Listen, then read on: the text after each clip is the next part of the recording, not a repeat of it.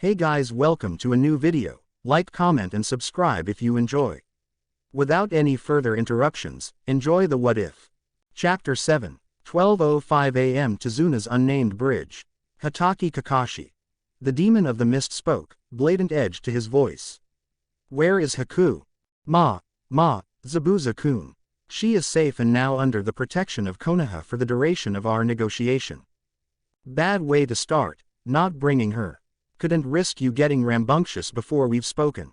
She's a valuable tool but not that valuable and won't stop me from killing you, Hatake. What do you want? I want to know why two professionals such as ourselves are getting played by some small town crook and alcoholic bridge builder. 3:10 p.m., 6 hours and 50 minutes before meet with Zabuza, Tizuna's house, kitchen.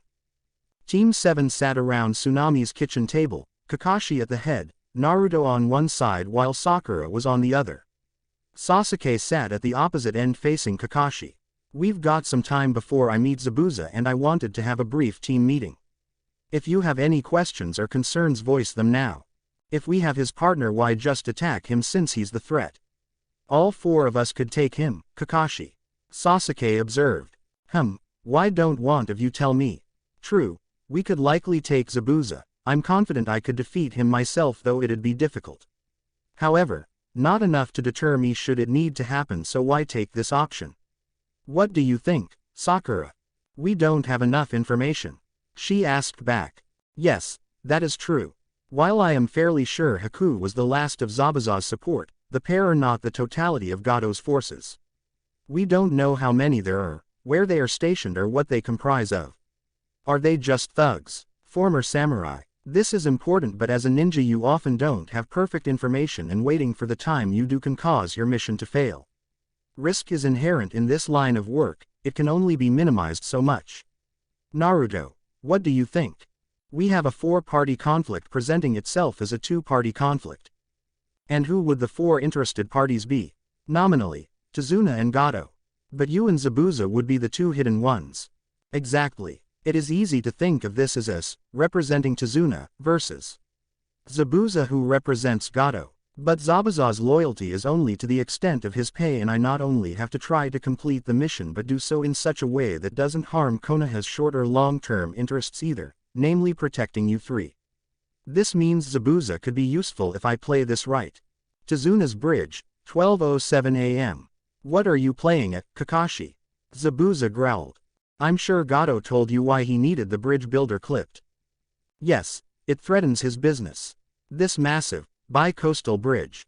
The one thing that could harm his business, and it somehow manages to build to near completion before he stops it. Either he's incompetent or he's lying. Yup. The bridge is the last hope of the residents. They believe it will free them, but if Gato has the muscle to claim an island, he can manage a bridge. You killing Tizuna more or less after he finishes breaks the will of the people. Come on now, how did Tizuna's drunken self get out of Nami under a shipping magnate and smuggler's watch? Maybe he thinks I'll kill you. Tizuna finishes the bridge and the people cheer, only to be further oppressed. On the other hand, you kill me and he lays all of this at your feet. A third option is we either kill or exhaust each other. And he comes and cleans us up. It's an interesting theory, but that rat wouldn't cross me. Betrayal works best that way. 3:45 p.m. nearing Nami's daimyo mansion. Gato had not been enthused by his talk with Zabuza. The man dared to think he could set the timetable and completely disregard what he, Gato, thought. When he was cutting the checks. When he was the one in control. It made his blood boil, the arrogance of that musclehead. Little better than a beast of burden, and thought he could speak down to an accomplished businessman. Gato would continue to rant and rave until he was suddenly and most unpleasantly interrupted. Before he could make sense of anything, Gato found himself on his back looking toward the sky. Then he was yanked up, as if he weighed nothing. Gato finally put eyes on the person that dared to manhandle him. A boy, teen really, brown hair and black eyes. Taller than Gato but not by much, and wore a yellow shirt and blue pants. The boy seemed panicked. Oh, geez, I'm sorry about that. Oh geez. You see what you did? A taller, older and balding man in a white robe and brown pants said. I let you pick. You say you get to pick every 10th time, and you see. This is why you can't be in control. you run into people and get us into all kinds of shit. Why, you've been riding my ass since we left, you haven't even given this a chance. The teen said before slapping at the older man. You wanna go? We can go, the man said as he started tussling with the boy in earnest. Waraji and Zori eventually put a stop to it until the, Gato assumed, grandfather and grandson pair on their way. Gato continued on to his mansion even more annoyed than he was. The grandfather and grandson had slinked off to an alley and was soon joined by a third party. Did you do it? Spiral 1 asked. Hi, said Spiral 2 with Spiral 3 nodding. The first clone shunshined away to continue his job of surveilling Gato. The second clone activated his communication seal. Spiral 2 to Cherry Bomb, do you copy? This is Cherry Bomb. Spiral 2, I copy. I tagged Gato and his 2 guards. Channel 2, 3 and 4 respectively. Over. I'll switch now. Over. Continuing surveillance. Spiral 3 and I will take the muscle should they leave. Over and out. As Sakura remained vigilant listening to any salient information, Sasuke and Kakashi were resting. The day would be long and rest was a premium, especially if Kakashi was going to need to use his Sharingan. A clone of Naruto's was helping Tsunami around the house, as a guest should. The original was sitting in a spare bedroom holding a snow rabbit observing Haku. She was clearly in pain, but she would confess her physical pain barely merited a mention compared to her emotional distress. She looked broken, utterly broken. Kill me, she whispered. I have no value to you, I am simply a broken tool, so I also have no value to Zabuza-sama. When she heard the boy walk toward her, a traitorous part of her flinched, a pesky will to survive that was unbefitting a tool and a betrayer. She forced herself to relax, to the best of her abilities, as her back was incredibly sore. She heard the boy move deliberately, she didn't bother to make eye contact as she just wanted it over. Closer and closer he walked, until she could feel his body heat. He moved his hand to her right arm and pinched her, hard. Ow, she exclaimed as he sat back down. Why did you do that? I've never, not once, heard a kunai shout in pain. We've established you are not a tool, and as such, killing you because you are broken is a fundamentally flawed argument. You're wrong, that's exactly what I am. I have no more purpose, I have no reason to live. What purpose was so significant that to fail it means you should die? Naruto decided to ignore the tool talk, she seemed committed to it. For the first time Haku made contact with the boy. To protect the person that saved me, my sole precious person. Zabuza isn't dead, I've still put him at risk, I've failed in my duty. What greater shame is there? I've never felt ashamed before, but I've seen it. My Oji-san had to explain it to me. He has to explain a lot of that stuff to me. Anyway, I remind my villagers of a tragic day.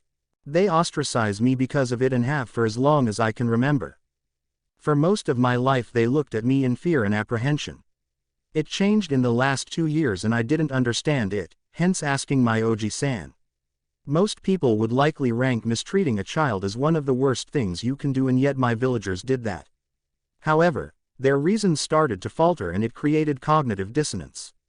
If they didn't find a way to stay angry at me, they may have to acknowledge me as what I truly am and then acknowledge what their actions make them. Haku was so absorbed in her story that she forgot about her own shame for a moment. Do you hate them? No. They are trapped and can't face themselves. If I were what they said I was but changed, they'd likely accept me more, as it would have proven them right. But they can't redeem me because I don't need it. They want to rid themselves of the burdens they carry, but the process scares them. I think, objectively, that's sad, though I don't feel sad for them. Why would you tell me this? Because shame is an acknowledgement that, for whatever reason, you failed at something and failed yourself. But failure is rarely the end of things. My best friend once called me a proud failure because I never let setbacks stop me from trying.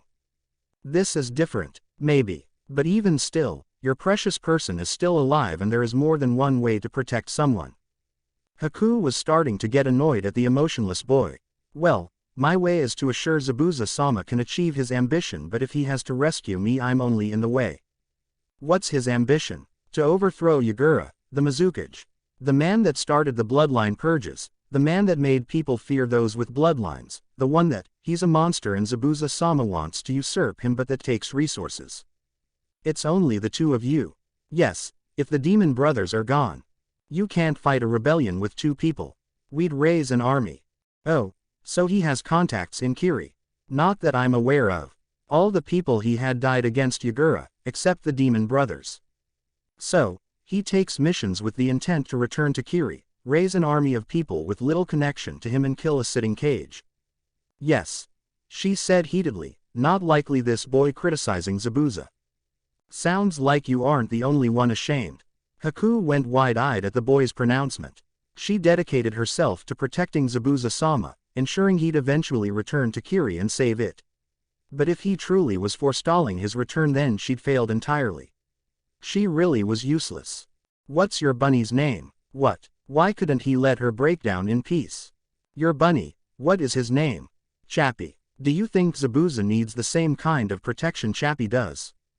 Are you mocking me? Not intentionally. No, Naruto said, looking at Haku unblinkingly. What is your point? In Konoha we believe in the will of fire, the idea that everyone in the village is family and everyone looks after everyone else. That didn't seem to apply to you. You can't judge a method by a single outcome, Haku-san. When Oji-san was telling me what a Hokage did, he said he had the ultimate job of protecting Konoha and passing on the will of fire. I was confused for a while after that talk. He sits in the office most days, how is he protecting anything? Eventually, I realized there are three types of protection: taking someone's burden, sharing someone's burden, and preparing them to face their burdens. Oji-san could do the first one for major threats but mostly did the latter too. Including allowing an orphan to not think he'd always be an outsider, unable to understand those around him. And which one does Zabuza-sama need? I couldn't possibly know, I don't know him. But it'd take more than a tool to figure it out. Naruto sat Chappie down and unsealed a jar from his mass storage seal. This ointment is a pain reliever. If you have trouble putting it on, let me know and I can help. Hentai. Haku yelled and Naruto looked confused. I'd only see your lower back. Lower back's titillating. Can you have a lower back fetish? I'll have to ask OJ-san about that. He really wasn't specific, Naruto said, mostly to himself as Haku watched on in disbelief. The boy was odd. Anyway, I'm training in the medical arts, so this would be a form of treatment, not an attempt to oogle you. I'm fine. Boys your age get ideas. You're the one talking about lower back fetishes. Naruto said in confusion. He grew even more confused when the kunoichi laughed as he exited. Haku opened the jar of medicinal cream and rubbed on her back with great effort, but she bore it all the same. Within minutes the cream had taken effect and she felt good enough to move to the bed. She picked up her faithful companion and thought deeply by the perplexing blonde's words. Had she been mistaken about what Zabuza-sama truly needed? Did he need more than a tool? If so, what was it and how could she become it? She'd circle around these thoughts until she drifted off. 12:10 a.m. Tizuna's Bridge. You still haven't told me what you want, Kakashi. To procure your services. It shouldn't be too hard to make Gato disappear. Then you can take what he was going to pay you and be on your merry way. Back out of a contract. Just because I'm a missing ninja doesn't mean I have no honor. Besides, your bingo book bounty would be a nice bonus. Ma, that assumes you'd be alive to claim it. Do you really want Gato's men to kill you because you exhausted yourself fighting me? Unless, that's exactly what you want. 3:57 p.m. Gato's hideout, Nami's daimyo mansion. Waraji, Zori, how would you characterize our men? Gato asked. Fodder. Mostly, Zori spoke. I'd estimate 10 are solid but still a cut below us. Why? Waraji asked. I don't trust Zabuza can get to the bridge builder. He was supposed to be on the lookout for that drunk pest's return, but somehow the man managed to get back and Zabuza didn't even know. And he was alone today. What happened to the other 3 members? Dead, most likely, or captured. Zabuza did say he would meet the other ninja on the bridge. Waraji answered. If they are captured, he's compromised and may turn on me. And with the attention of a ninja village, we're going to need to go underground, but not before I extract my pound of flesh. What are you planning, boss? Zori asked. I want you to get the men ready, have most go to the bridge. Tell them to handle the ninja and blow the bridge. Have our best go to Tizuna's. Kill him, kills his family. And what about us? Waraji questioned. As soon as they move out, we're going to get on my ship and get out of here. I hate to lose territory, but I've broken Nami once, I can break it again. The two bodyguards left the mansion, each going to a separate complex where Gato stored his men. Neither realized they had a tail. Back at Tezuna's, Sakura informed Kakashi of the developments and he hummed in satisfaction. Kakashi thought he'd need to spur Gato on to betray Zabuza, but it appeared the man was rather distrusting and cowardly. He could make use of this, but he had no intention of fighting an army of bandits. He could do it, but putting forth that much effort wasn't cool. Besides, he had Chibi here and he was confident the blonde could come up with something. Sakura, get the real Naruto and have him come here. Oh, great, more ways to avoid fighting. Sasuke scoffed. You say something, Sasuke-chan. The Uchiha bristled. We aren't going to get stronger if we don't challenge ourselves, Kakashi. And by challenge you mean open combat with an unknown number of enemies. No physical descriptions, not even a word on their locations yet. We could take them, possibly, but could we do it and avoid innocent bystanders? Do we know if they have hostages? Have they rigged their barracks to blow? Your challenges will come, Sasuke. The Uchiha scowled. He hated how useless he's felt this entire mission. Intellectually he can attest to Kakashi's approach, but it is one that leaves him with little to do. He can't get real experience if he doesn't fight, he certainly can't awaken his Sharingan. As Sasuke was getting lost in his thoughts, Naruto walked in. You wanted to see me, Hatake-sensei. Yes, I need to ask you something, but first, did Sakura fill you in on what Gato plans to do? The boy nodded. Good, good. Is there a way to tag each of Gato's men, without them knowing it, so we can activate it once they get to the bridge? Naruto thought about this and then squinted. You would like me to create a seal that implants other seals on people without their knowledge. Maybe put it in the main exits, like a barrier that doesn't impede them but can chakra write a seal in thin air. Kakashi's sweat dropped at the summation. He guessed it did sound ridiculous once laid out. A trap seal would be fine, except there was a chance they'd miss some of them and he wanted to avoid that if possible. Did you hear me, Hatake-sensei? I'm sorry, lost to my thoughts. What did you say? I said it might take an hour if I don't rush it. Wait, you can actually do this? Naruto looked at him blankly. I outlined the elements, sensei. A barrier, placed on the exits that can chakra write. Well, it'd be more like a replicator array. A cloaking layer so it goes unseen. Multiple triggers, maybe pressure and body heat. At the bare minimum, what must the effect be, sensei? I just need something that won't allow them to flee or attack. Yes, I believe I can accomplish this. I'll be outside if you need me. Sasuke watched the interaction but didn't get the significance of what he'd heard. It was only Kakashi's question that clued Sasuke in that Naruto may have done something impressive. He knew his teammate used Fuinjutsu, a rare skill set, but because it was so rare it was hard to gauge when something was truly a demonstration of skill or if it just looked that way to the ignorant. Kakashi, how good is Naruto at Fuinjutsu? Kakashi formed an eye smile. You'll have to ask him yourself. Elsewhere, a small boy watched as Naruto settled onto the dock of the pond near Tezuna's. The boy had been experienced a whirlwind of emotions when his grandfather informed him he was leaving to purchase the aid of real-life ninja. Inari hadn't held out much hope, he hadn't felt hope in years. His hero died and no one lifted a hand. To his small mind that must have meant Gato was simply too powerful. His father had tried to do the impossible. What were a few ninja going to do that an entire village couldn't? He'd held firm on that belief even when the ninja arrived. They didn't look that impressive, most of them weren't much older than him. What were some kids going to do? What could they do? He started to feel angry. At them for giving his mother and grandfather false hope. At the adults for believing in some weirdo Cyclops and his children. But he wouldn't explode, not yet. They'd show themselves to be inadequate and he'd tell his grandfather it was always a bad idea. But then, something amazing happened. Inari watched as one of the kids, the blonde, made copies of himself. Copies that could walk and talk and think all on their own. Then he watched the blondes paint these weird symbols outside of the house and then made it emit a glow. The blonde made another painting, on paper, and then had the entire family place their thumbs on the symbol. Inari felt something pass over him. It was cold and hot at the same time. Once that was done, the boy explained they were now safe, that no one but the family and his team could come in without being allowed to. Inari saw something he hadn't seen in years. His mother relaxed.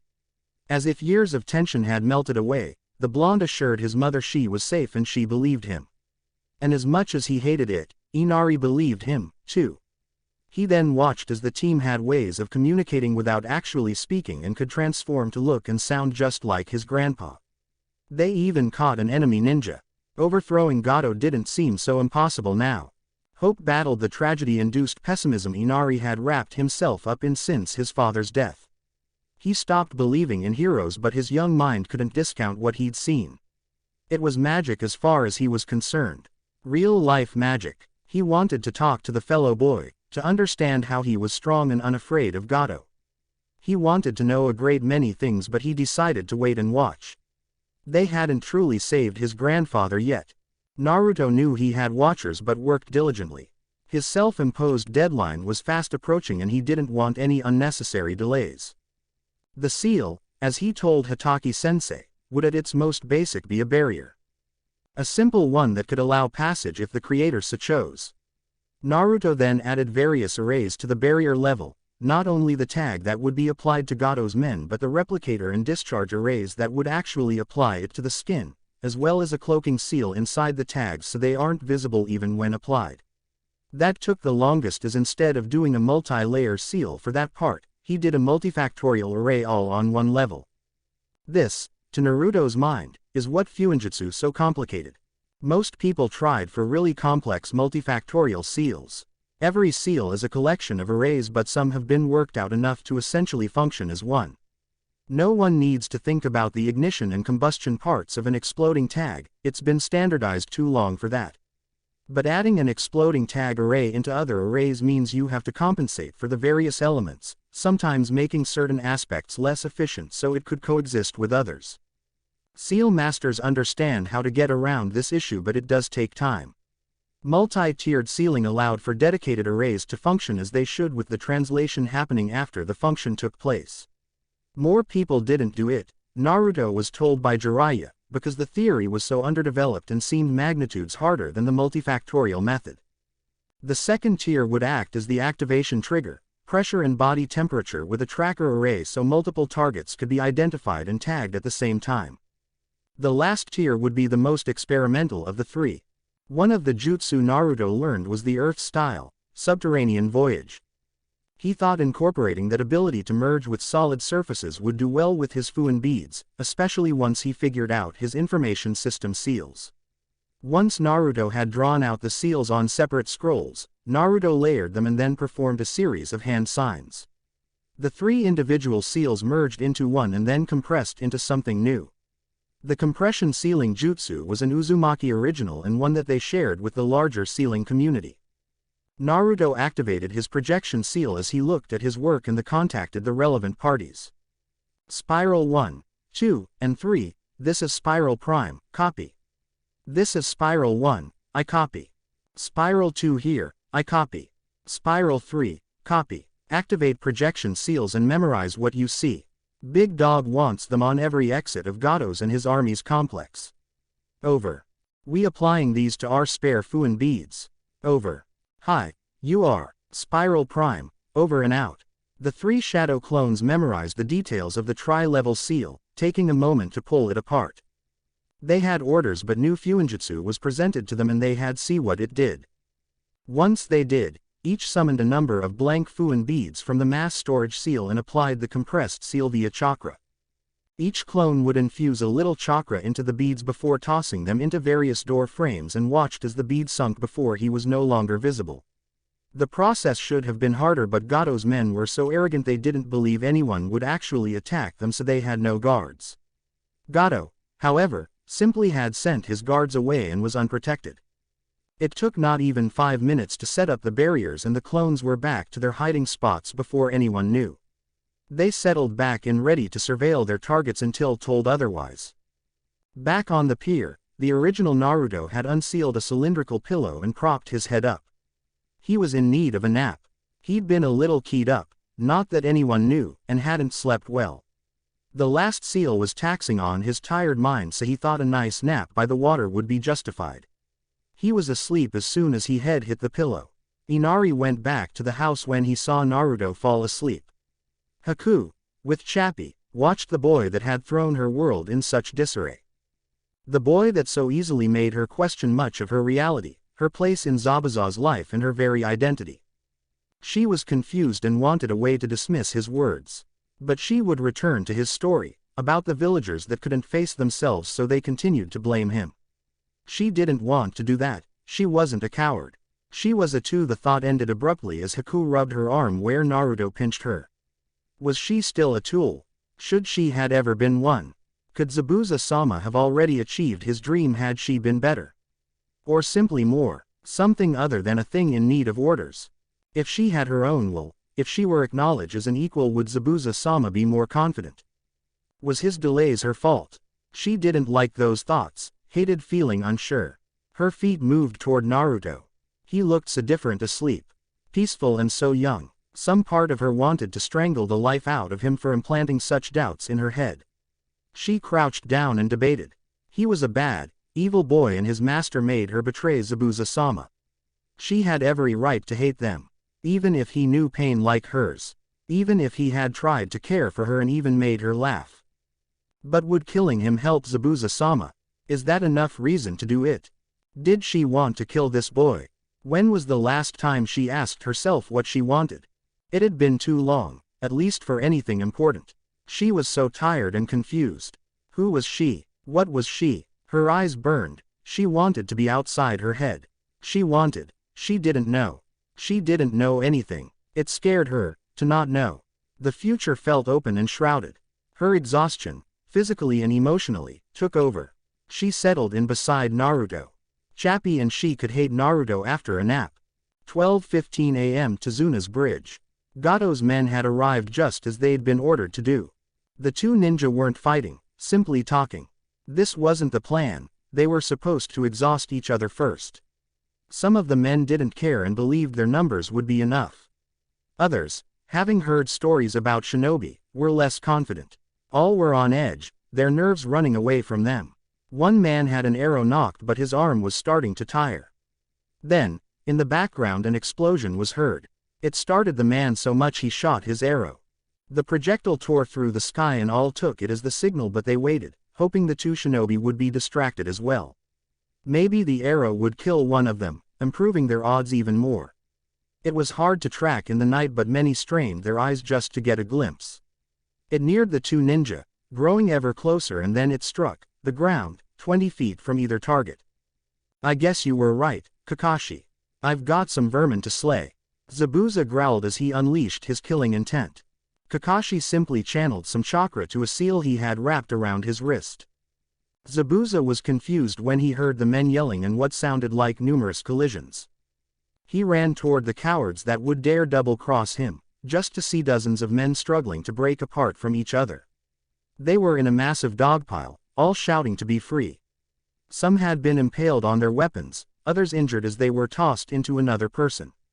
The first part of Naruto's trap was an attraction seal. Each seal would be attracted to everyone like it within a certain range, and with such great force none of the men could fight it. Kakashi soon tired of their shouts of pain and distress, deciding to activate level 2. Soon, the bridge and the surrounding areas were quiet as Naruto's knockout array worked perfectly. This ended just how Kakashi liked, with bare minimum effort so he could still look cool. Zabuza could only summarize his current state in one way. What the fuck just happened? Elsewhere, Gato was terrified.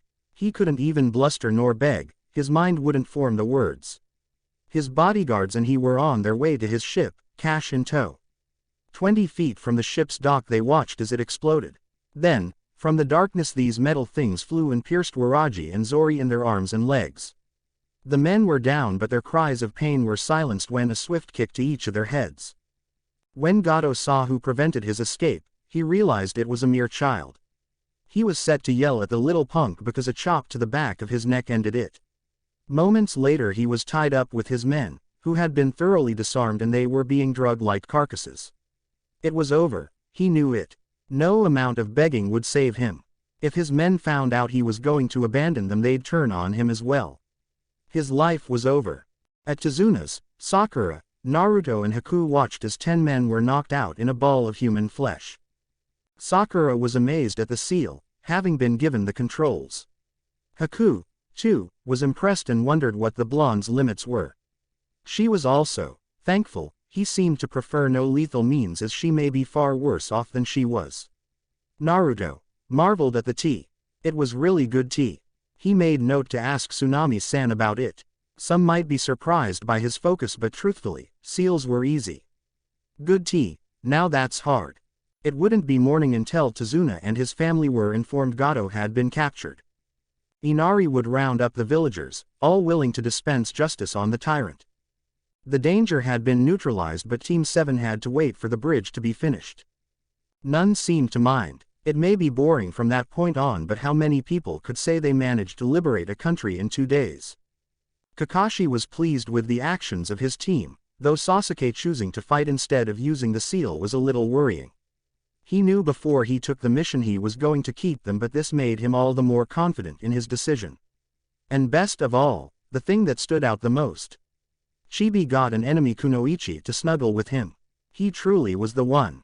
Chapter 8. Team 7+1 stood inside the Hokage's office as the leader of Konoha read over Kakashi's report. The man's face was impassive, not giving one hint at what he may be thinking. Once he finished the scroll, he sat it down and steepled his fingers, looking at the lone Junin. Kakashi met his gaze. The copy ninja appeared more visibly resolute than he normally did, his own lackadaisical manner shelved for the moment. Is all of this true, Kakashi? Hi, well done, Team 7. You are no longer provisional but full ninja of Konoha, congratulations. If you and Haku-san will excuse us, I'd like to have a word with Kakashi. As the team headed toward the door, the Sandame stopped them. Oh, Naruto-kun. Yes, Oji-san. This startled the other members of Team 7. They'd heard Naruto speak about his Oji-san, but never had he referred to the Hokage as such in their presence nor given any hint that's who he was speaking of this entire time. Sai-kun and the regular escort will be on training ground 23 at 7 a.m. tomorrow. Hi. The team departed after that, Kakashi already informing them they would have 2 days off from training and missions. As they left, both the Sandame and Kakashi saw Sasuke's reaction, a glint of suspicion that Naruto was receiving something the Uchiha hadn't. It didn't portend for great things in the immediate future, but that would have to wait for now. Kakashi, what were you thinking? You should have either cancelled or immediately called for backup as soon as those missing ninja attacked. I truly believed I could handle any unforeseen risks that would arise.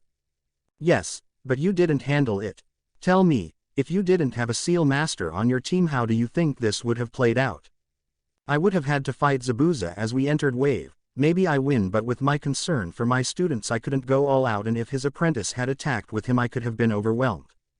Yes, this Haku person. She seems close to Naruto-kun and this doesn't seem to bother you. Those two grew closer during the mission. I made sure to watch them, Hokage-sama. She's not a threat, just a young woman trying to figure herself out.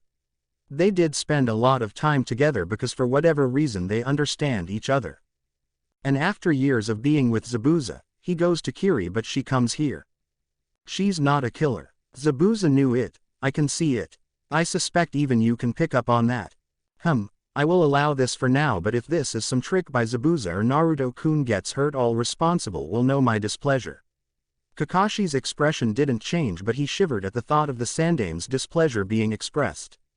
It generally included fire. Lots of fire. How a lifetime smoker could have that great of lung capacity defied logic. I'm confident the last thing she wants is to harm Naruto, sir. I wouldn't put Minato-sensei's son at risk. Yes, from the report I can tell. What really made you call the clone off? Kakashi sighed before answering. I know each of my students will have to take a life eventually, but heat of combat and an assassination are different. They feel different, and there is generally a reason the former happens before the latter. I don't know how Naruto would handle it, and I think that's the main reason. I couldn't be sure he wouldn't be overwhelmed. I understand, Kakashi. The instinct to not throw them into the deep end is understandable, but situations change and you may not always have that choice. With all that being said, this was well done. I'll likely have Shikaku add this to the Chunin seminars in the usage of basic techniques and advanced tactics. Yes, you trained Naruto well, Kakashi said with a hint of accusation. I have done almost nothing in terms of direct training of Naruto-kun. Hints, stories or suggestions, yes, but little beyond that. Why? What's the problem?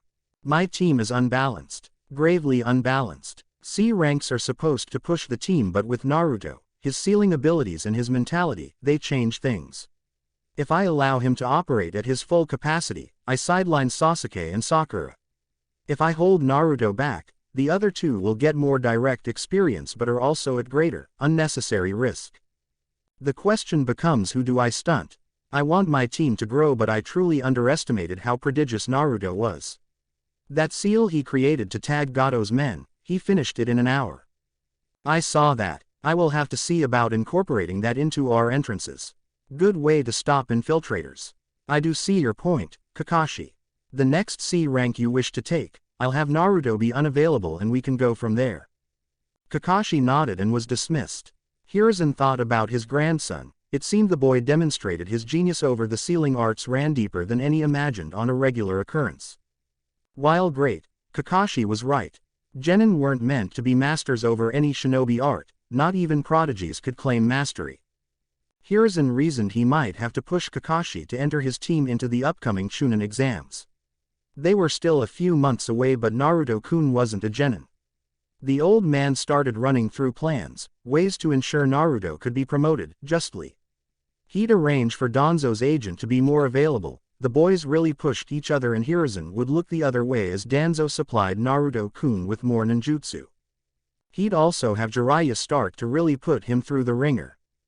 Naruto-kun had done well training himself, but it was time to find and surpass his limits. He'd even increase the shadow clone limit. This, of course, would only further the gap between him and his teammates, but it was necessary. He didn't want to push his grandson too hard. Like Kakashi, he wanted to ease the boy into the lifestyle. But like Kakashi, he was trying to fight against an unstoppable wave. Naruto-kun wasn't someone that could stay hidden. His conversation with the daimyo and Madame Shijimi made that clear. The Chunin exams, they wouldn't be able to hide him after that. Haku and Naruto walked through the village. She discreetly observed the villagers and could see many did seem uncomfortable when they laid eyes on her friend. She thought it such a waste, what they were missing out on by keeping him at arm's length. She'd come to truly appreciate his presence as she was dealing with her developing sense of self and her relationship with Zabuza-sama. That she could sit in complete silence with him and not feel uncomfortable nor pressured to speak was a comfort. He never judged her, never demanded anything from her. It was welcomed. He even let her cry on his shoulder when she and Zabuza-sama agreed to part company. Her master had finally come clean, his delay in going back to Kiri being due to the humiliation of his defeat. How she had become his excuse, her unwillingness to kill a sign she wasn't ready. He'd used her as a way to not face himself and she'd done the same. It was a difficult discussion, but the first one they'd had as more than master and servant. He decided to return to his home, to fight for it whatever the state of the rebellion was in. It was reflexive, her desire to go with him, but there was another part of her that wanted something different. That wanted to learn more about herself and not be on the run or in the middle of a war. To her shock, Zabuza-sama understood and gave his blessing. That was a week after Gato's fall. After that, she spent more and more time with Naruto when he wasn't on duty. They'd train together, sit on the dock or walk around Nami. When she revealed her bloodline limit, Naruto was fascinated by it. So much so, he stayed up all night working on something, even summoning a small toad for help. The next day he showed her his work, having her channel some Hyoden chakra through a seal. The result, shaved ice. What he had requested from the toad. Various fruits that could be made into syrups. They spent the day giving snow cones to the children. She found it endearing that his first thoughts weren't battle applications but a way to make people happy, even if it were just momentary. Haku, she replied, having been lost in thought. She'd simply followed Naruto without paying much attention. We're here, your room is next to mine. She didn't quite understand what he meant by that, as she assumed she'd stay with him for the short term, until she got on her feet. As they climbed the stairs they stopped at a plain-looking door. "You have to channel chakra through the door knob," Naruto said. Haku did, and she watched an intricate seal appear on the door for a brief moment before the door unlocked and she walked through. The apartment was cozy. The living room had a blue couch and matching chair, a dark oak coffee table and television stand. There was a small kitchen table in between the living room space and the kitchenette. She walked toward one of the doors and saw it was a bedroom, the bed adorned with chocolate brown sheets and one nightstand. Chappie even had his own bed, as he was peacefully napping. She walked toward the closet and saw it full of women's clothes and shoes, all her size. The Yuki clanswoman was confused. Naruto, where are your things? And did you do this for me? Next door. This is your apartment. I had Gamakichi request Ino-chan's help, so she picked all of that out. Arodana put up the security seals. Remember when I had you channel chakra into that seal on our way here? It was so the security would recognize you as its primary users. Haku rushed over to the boy and hugged him. Thank you, Naruto. I'll pay you back as soon as I can. You don't have to. I own the building now, besides you're my friend, he said, as if that explained the entire world. She almost wanted to cry, having her own space to do with as she pleased. To have a home, it was almost overwhelming. Naruto simply hugged her back, not truly getting the significance of his gesture. She needed a place to stay, would likely want or need new clothes, so he took care of it. It was Arodana that recommended he buy his building. The building wasn't in his name, but that of his company, Uzunami. It even had a sealing subsidiary named Vortex Seals. It was an attempt to keep Naruto anonymous and keep any inquiring minds from investigating why a 12-year-old orphan was becoming obscenely wealthy in such a short time. It also helped hide the transfer of his inheritance and the IP of his parents' seals to Naruto. Due to that, allowing Haku a room for however long she needed it simply wasn't a burden. Haku soon released the hug, wiping the unshed tears from her eyes. Naruto started for the door, but not before asking if she were up for meeting some of his friends later. She agreed and Naruto exited, only to see Arodana standing at his door. Arodana, he said, and saw the sage lower his head. Gaki, you have to stop calling me that. But you said you were a super pervert in your introduction. Granted, but still, how am I going to get some ladies if you keep calling Master Pervert? Jiraiya watched Naruto stroke his chin. Were you getting ladies before I started calling you that? Why, you little brat, he exclaimed with no real heat, and Naruto cracked a small smile at his godfather's antics. He found the man amusing. I'm here on a mission, Gaki. Someone has some seal work I've never been able to decipher. I want you to check it out, and on the way you can tell me about your first C rank and this enemy Kunoichi you romanced. Romanced? I didn't romance anyone. I think you'd do better with women if you knew what romance meant, Jiraiya.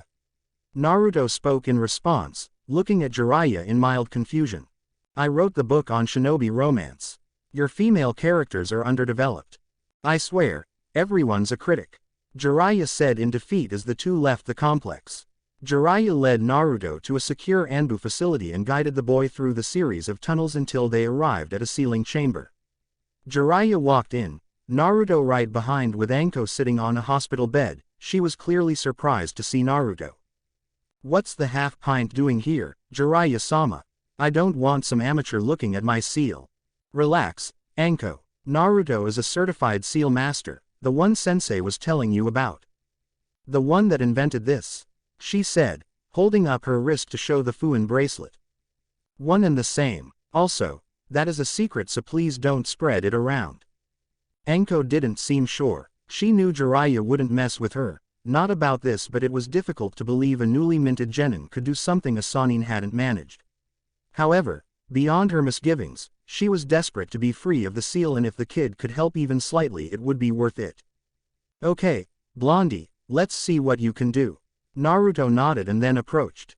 He performed a series of hand signs and then activated his projection screen as he watched the seal decompress.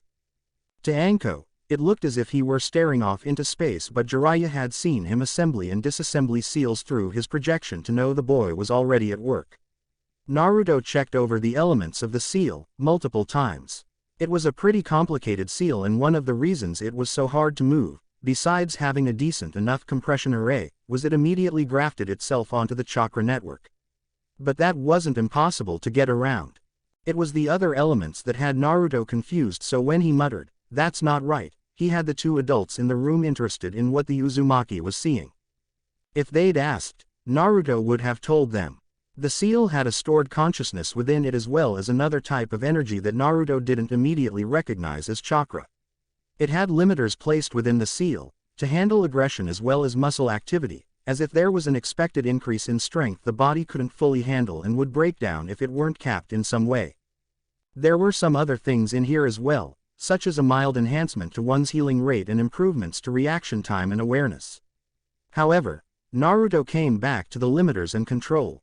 Nothing within the seal could account for why they would be necessary or how that other energy was tapped into. There was no array that led to it, but he could tell the seal was meant to respond to it. It was a puzzle, and Naruto wasn't happy. The blonde could feel he was missing something obvious, making an erroneous assumption, but he couldn't see what it was. It wasn't located in the seal. He'd been thorough in his analysis. While the seal was triggered by the inflicted chakra system, it only activated it. The seal was wholly complete as is.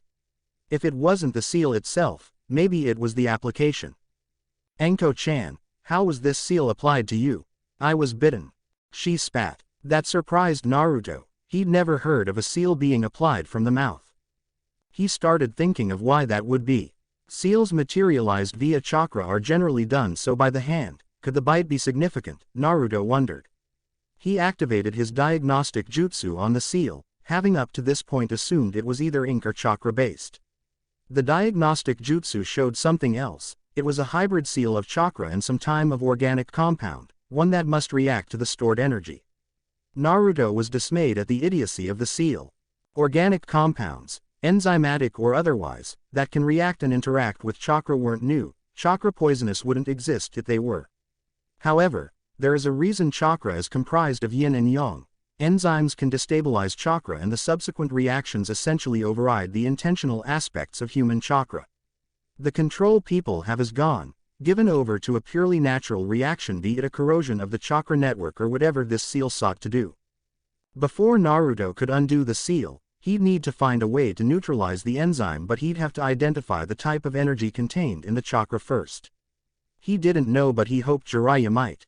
He called the Toad Sage over and gave him access to his projections, both the seals and the chemical breakdown of the sealing material. Jiraiya looked it all over before letting out a string of curses. Naruto waited for Jiraiya to finish, but Anko looked nervous, something Jiraiya picked up on.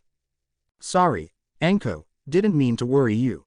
That idiot tried to make a Sage Mode seal, one that could incorporate senjutsu into whoever was marked. That wouldn't work. The enzyme is volatile to the energy, and due to the effects it leaves the host unable to regulate it as well," Naruto said. "Exactly. He must have dabbled with senjutsu, but never in any significant way. If I had to guess, whatever he managed to include in the seals wasn't perfectly balanced, which would only make things worse." "What does that mean? Can you not remove it after all?" Anko said in a slight panic. "If I can find a way to neutralize or even momentarily stabilize the enzyme, I can remove the seal," Naruto answered to a pair of wide eyes. "What? Gaki, you know a way to remove it?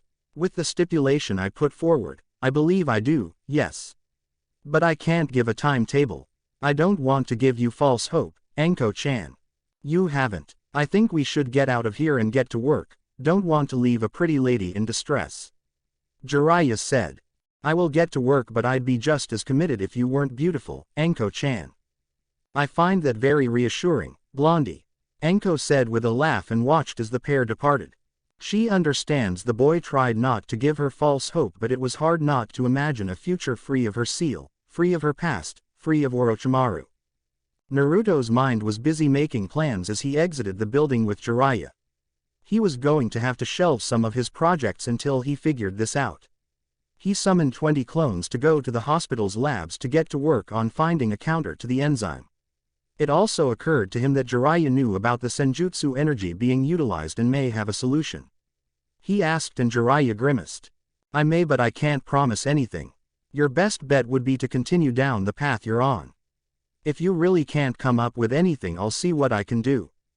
Why wait? If your way doesn't work, that's one thing, but why leave it as a last resort? I don't understand. It's complicated, Naruto. Just work on your end of things. Get Tsunade and Shizune to help if you can. You're being elusive for no reason and delaying helping someone that needs it. If your reasons are as good as you say, you just tell me. Naruto, I know this isn't easy, but just have faith. Jiraiya requested before leaving via a shunshin. Naruto had a small frown on his face, not believing this was entirely about Anko-chan's seal. Whatever it was, the Uzumaki didn't think it was worth the delay to free a fellow comrade. He put it out of his mind for now. He wanted to get some sleep before his plans for the night. Several hours later, Naruto and Haku were making their way to the Hyuga compound. Naruto was wearing a blue, V-neck shirt, black pants and blue sandals. Haku was in an aquamarine floral print kimono with black, low-heel sandals. The two were chatting, Naruto telling her a little more about Hinata and the Hyuga when they saw Ino just ahead of them, looking quite pained. The two increased their pace to catch up to the Yamanaka heiress. Ino-chan, what's wrong? Naruto asked. Asuma-sensei has increased the intensity of our training, she replied, though straining a little. Oh, I thought you said he was lazy. How did you convince him to train you more? The Yamanaka blushed, to Naruto's confusion. She really didn't want to share that particular story as it wasn't an exact highlight of her career. Asuma-sensei, you need to train us better. We're the weakest team of our graduating class. Ino nearly shouted, frustrated at Asuma's intransigence. She'd requested an increase in their training before, but he'd always just waved her off. Ino, you're just a genin. I want to ease you guys into this lifestyle, not have you burn out. What's the rush?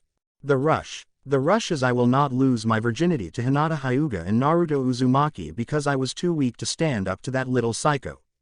Ino panted out and then blushed. She went on to inform her team about what transpired and why she wanted to be stronger. Asuma, seeing this as a way to deny the Uzumaki a threesome, agreed. Naruto, aren't you going to introduce me to your guest?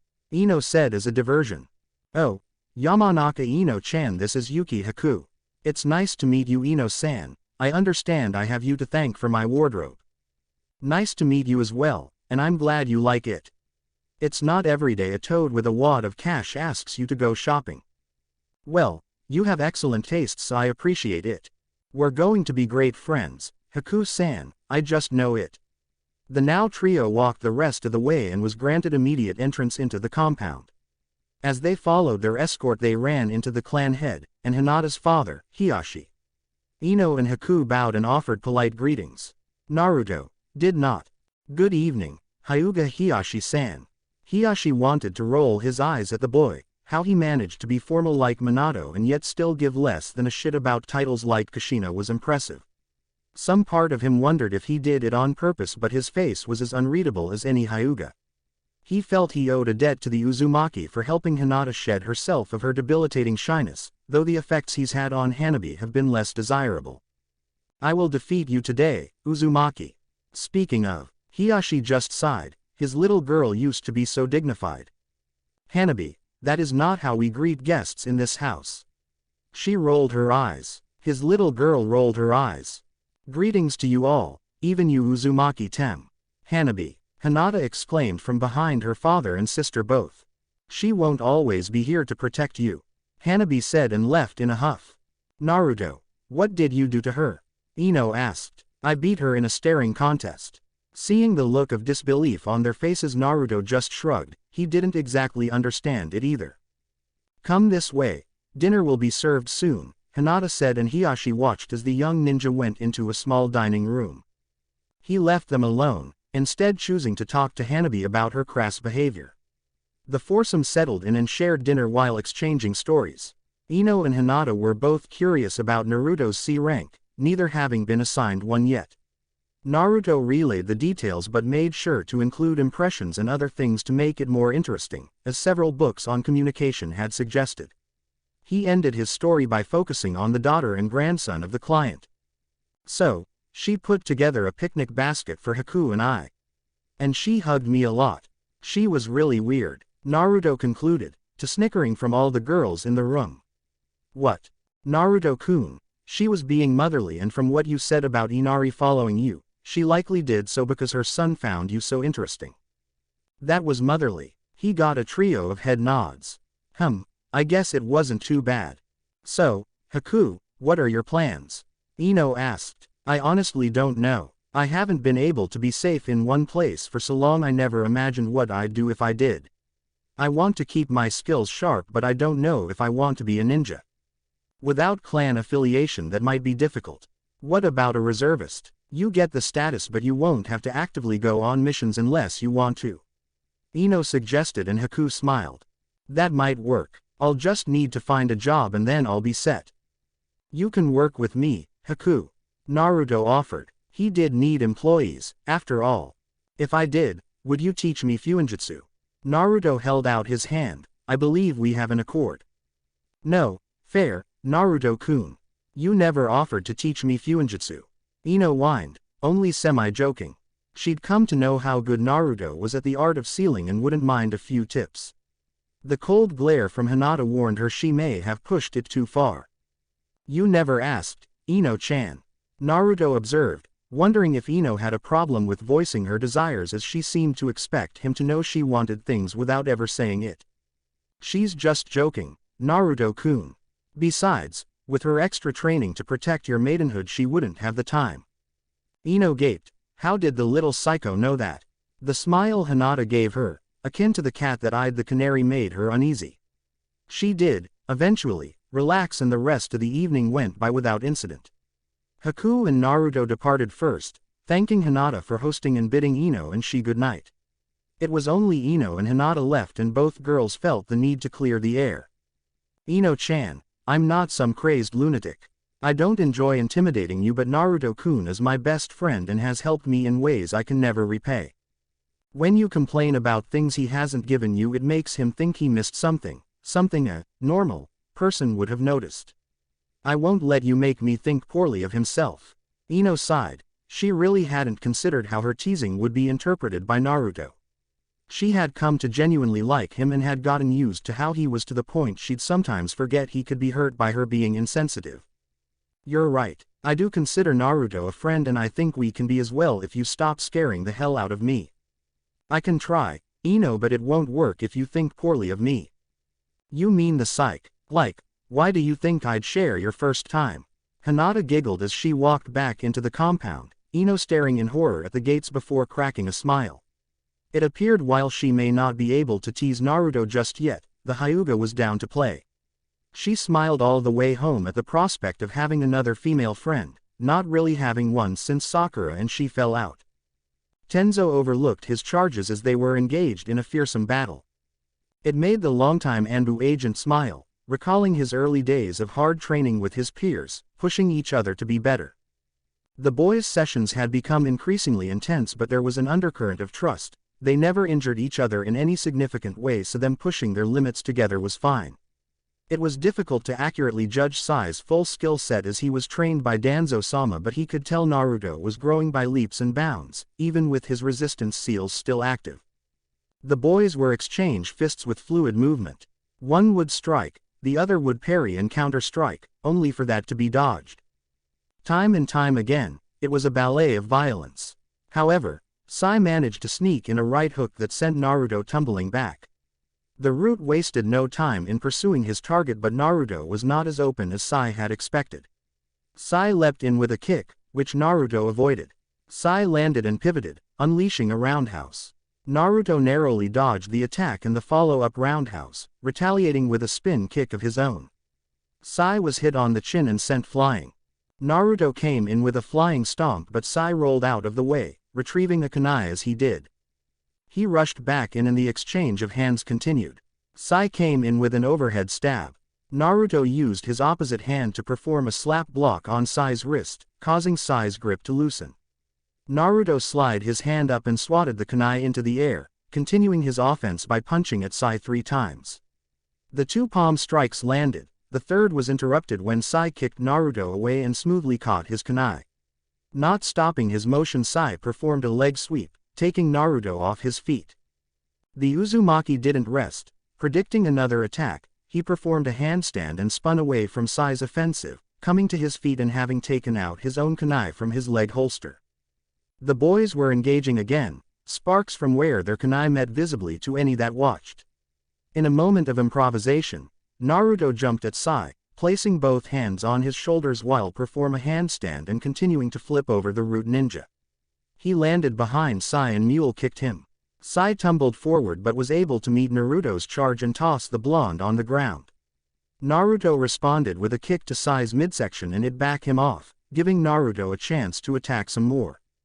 Sai, mimicking Naruto, performed a side flip over the charging blonde and hit Naruto in the face when he turned to face Sai. Naruto returned with a jumping front kick, clipping Sai in the chin and then performed a series of hand signs, unleashing a wind-style, great breakthrough jutsu. Sai dodged the attack and closed the distance between Naruto and he, hitting Naruto in the solar plexus, following with a kick to the midsection and ending with his kunai pointed at his downed opponent. Naruto looked up and nodded at Sai, acknowledgement of his defeat, and the root ninja helped up his friend. The two made the seal of reconciliation and then flopped on the ground. Did they normally go that hard? Kakashi asked as he sat beside Tenzo, eye on his book, but Tenzo knew his senpai had seen every second of the spar. It's been escalating as Naruto has improved. Are you concerned about Naruto's safety? No, you wouldn't be here unless Sandaime-sama ordered it, so I trust he isn't in any danger. But he is much better at direct combat than I thought. Kakashi mused. He knew Naruto was physically superior to his teammates, but he still assumed Sasuke had the technical advantage. It appeared that was no longer the case. Just more evidence his team was unbalanced. So, what will they do now? It depends. Sometimes it is ninjutsu training, sometimes it devolves into a book club, and other times they work on their respective art. As Tenzo was answering, he sensed a presence approaching. While quiet, said person was not quiet enough to avoid Anbu detection. He saw it was a long-haired young woman, mid-teens at the oldest, holding a snow rabbit. She had on a dark blue shirt and skirt to match. Good morning, Naruto. And Sai, I presume. Good morning, Haku. Hello, Haku-san. Naruto spoke of you briefly, but you are not what I expected. Sai said. Oh, I hope I haven't disappointed. No, not disappointed. It's just, with Hinata-san, Shizune-san, and Tsunade-sama, I assumed Naruto preferred his women bustier. Haku showed no hesitation in throwing several senbon at Sai, most hitting his legs and making the root ninja collapse. Haku wore a frown, but it was undercut by her light blush. I guess that was something I shouldn't have said. Sai concluded and saw Naruto nod in agreement. Besides, I like Haku's breasts. Haku's blushed increase and Naruto would swear he heard stifled laughs coming from the trees. He just ignored it, carefully moving the senbon from Sai and hoping this wouldn't become a repeat occurrence. Thank you for watching. If you enjoyed the video, be sure to like, comment and subscribe, as well as checking out the author on fanfiction.net.